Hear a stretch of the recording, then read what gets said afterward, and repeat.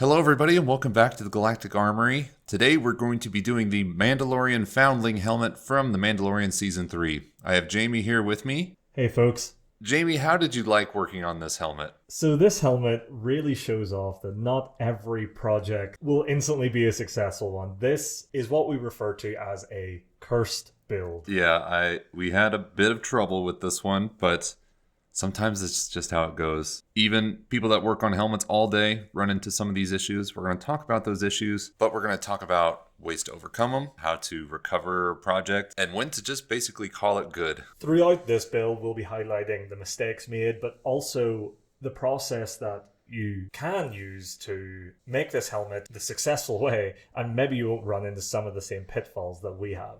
Remember, you can find 3D prints and 3D files for this helmet in the description below if you want to work on this yourself and avoid those pitfalls that we are going to talk about. So we're going to be starting with a raw 3D print. Now, this helmet is considerably smaller than most of our helmets. It's kind of made for a young teenager or someone even preteen. But how are we going to smooth out those 3D printer lines? So we went into this with the usual process that we like to go through, which is usually starting off with some form of resin coat. I usually opt for a UV photoreactive resin just because it will cure instantly when I wanted to. And so the plan was to coat the entire surface with a single layer of UV reactive resin and just focus on some of the harder areas, some of the areas that will potentially print not quite as nice, usually at the top of the dome. Now when that's coated, I'll just hit that with a UV floodlight, and you're left with a pretty glossy first coat. And, usually this will work really well as your base. Yeah, and that UV floodlight actually hardens this liquid resin, and that's used to fill in a lot of the 3D printer lines pretty quickly and pretty efficiently. So it looks like you've covered the entire helmet in this stuff now. What are you doing here? So we just want to make sure that any residue of this resin is off the print. UV resin, not good for your skin, not good for your lungs. Get any excess that isn't cured off of it. I'm just using some 99% isopropyl alcohol and a little towel, and I'm just wiping it all away and making sure that that first layer is just hard resin and nothing else. Right. This will also help remove that kind of sticky consistency that you often have with using this resin technique on the helmet. That's right, and I think this might be one of my first pitfalls. So what I noticed is that I might not have been as thorough as possible with my cleaning. And so there might have been some areas that remained just a little bit more tacky and just created a little bit of a barrier between the helmet itself and the layers that will go on later. And we will show you what happens when you aren't thorough. But I go through my usual process, and that's usually just doing a quick sand over the entire thing, making sure that any trouble spots are heavily sanded with something like an 80 grit, and that just gets that first layer of resin equaled out so that you know where to focus on later. Once that first layer is just rough sanded, I'll then apply a single layer of Rust-Oleum filler primer, and that will allow me to see where the next trouble spots are, where I can focus on later. So what were some of those pitfalls you were mentioning? The classic pitfall that a lot of makers fall into is clearly a lack of patience. I am definitely guilty of that. And we were very excited to get this helmet out. Perhaps weren't as patient as we might have needed to be. Yeah, so usually in normal circumstances, a few hours, usually like 3-4 hours, will allow a layer of paint to cure. And in most cases it does, but sometimes, especially with some certain paint brands, just doesn't want to work with you that day and would require much longer time. Now, the best advice I can give is don't assume that the paint is fully cured before you move on to the next step, even if usually that same amount of time will allow the paint to cure. The common mistake that people will make is they will apply a base paint when they're happy, when they're pretty sure it will cure, and they will then start putting masking tape over areas that aren't perfectly adhered to the surface. And I find that especially to be true for things like metallic, like things that have a bright shine to them, or glosses, like gloss paints. I've found you need to wait at least 24 hours. Sometimes I'll just let them sit there for a couple days just to be absolutely certain that the surface is dried, the paint is fully adhered before I start applying any kind of masking tape to it.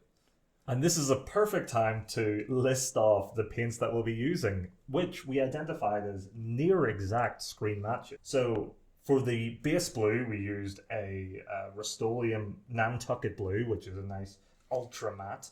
And then, as Aaron says, the remaining are either metallics or gloss, which ended up being a big issue. Yeah, so we also mentioned that this helmet is super fresh. And so a lot of the paints are going to be just as they are on the helmet, no weathering or no real weathering done to them afterwards. So a lot of these paints show up straight as they are. Yeah, which means that any issues that you run into, that's it. There's no weathering, there's no tying that into part of it.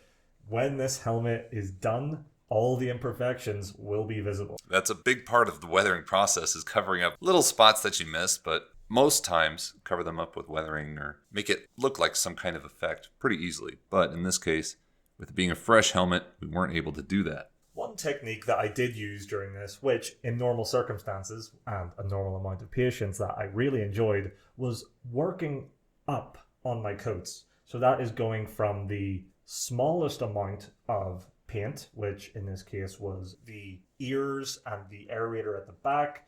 That is in a aluminium metallic, and that is the smallest amount of a single paint that you see on this helmet, which means it's the smallest amount of masking I need to do in one go. And so I'll go from the smallest amount to the largest amount, which is that base blue. So once I have the aluminium down on those main sections, I'll apply some masking tape once it's fully cured, and then I will move on to the next paint. And in that case, I used a Citadel lead belcher, which a lot of people will know from painting Warhammer and other miniatures. I'll mask that. That will allow me to move on to the next most prominent paint color, and you build up that way, and it actually speeds up the process. But there's the pitfall. If you're doing this process, you clearly want to do it quickly. And that will result in the mistakes that you'll eventually see. So let's talk about what exactly went wrong with this helmet. Peeling off the masking tape revealed some kind of surface imperfections, right? Yeah, so there's two things that can really happen, especially with glosses, if it hasn't been left to cure for an extensive amount of time. Now, sometimes that could be up to like 3 days for glosses, and even then, sometimes even a week. You can never be sure, especially with certain brands like Rust-Oleum.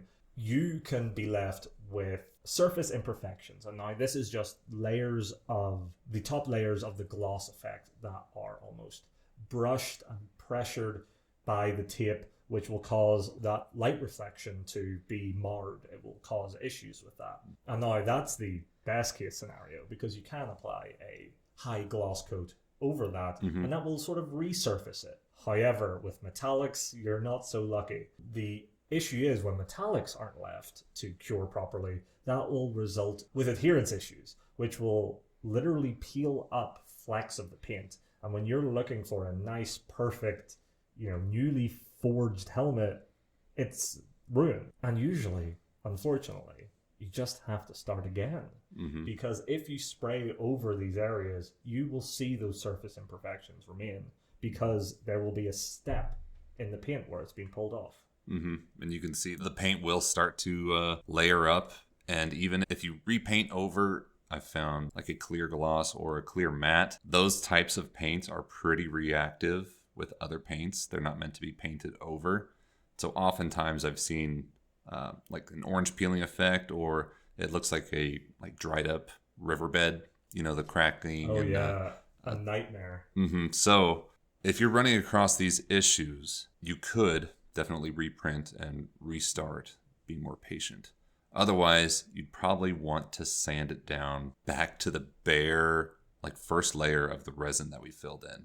It would be quite a lot of work to get it back down to that good starting level, which is why reprinting and just refilling is an option you might consider. But sometimes the surface imperfections are pretty simple and can be covered up with that gloss or with that matte clear coats. Yeah, and the thing is, patience is the best way here. And that involves fixing your mistakes as well, is making sure to go back, take your time, sand it back up to a flat surface, and then try again. These helmets aren't done until you say so. And so what I did was, throughout my frustration, was I persevered and eventually got it somewhere closer to how I wanted. You can touch up a lot of these paints using acrylics and a brush yourself, but you just need to make sure to take your time and color match, and you'll eventually get somewhere that you're satisfied with. Enough. So, these rattle cans, we've talked about dry time and being patient. How does that compare to an airbrush? Because I know that you are a fan of using airbrushes as often as possible. I feel called out, but you're exactly right. But for good reason sometimes. Yeah, if you use an airbrush, it will apply and dry nearly instantly. The paint pigments land and will dry.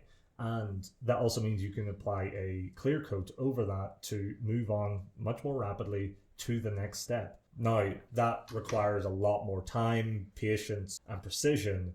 And sometimes when you know that you're working on a time schedule that doesn't really require you to wait for 3 days or even a week for certain paints to cure, airbrushing will give you much better results quicker, but you just need to know what you're doing.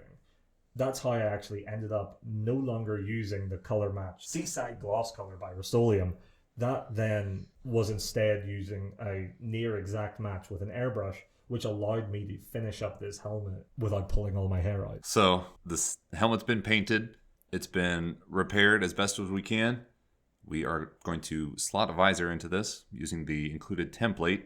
Just trace around that, cut out our Hobart face shield. And it actually has a ridge on the inside of the helmet that you can slide that Hobart face shield into place. Should hold it in place without any type of glue or adhesive. Once we have that slotted into the T-visor, we have our Mandalorian Foundling helmet completed. Eventually, yes. I remember just watching you, I don't want to say struggle, but just become so frustrated with this helmet. It's because I entered this project knowing that in normal circumstances, a helmet that is 10% smaller is 10% less work, and ended up being a whole lot more work than I expected. Yeah, that's the gotcha. And I mean, the sad thing is that this helmet is too small to fit any of us in the office, so we don't even get to wear it around. So, Jamie, any parting words for the people watching as we finish up this Mandalorian Foundling helmet? Don't be impatient. Take your time with your paints. If you're working to a schedule, just make sure that you know how long these paints usually cure for and test it before you move on to the next step. You can go back if you mess up, but you'll be annoyed, you'll be frustrated, but eventually you will get there if you keep working at the project. And it's important to know that even the pros make mistakes sometimes, but we try and learn from them as best we can and take what we've learned and use it on the next project. So I hope you've all enjoyed watching us struggle through this helmet, but I hope that you're feeling informed on some pitfalls to avoid for your own projects, and maybe relieved a little bit to know that even people with YouTube channels dedicated to making helmets make silly mistakes sometimes. But thank you all for watching. I hope you enjoyed, and I hope to see you in the next one.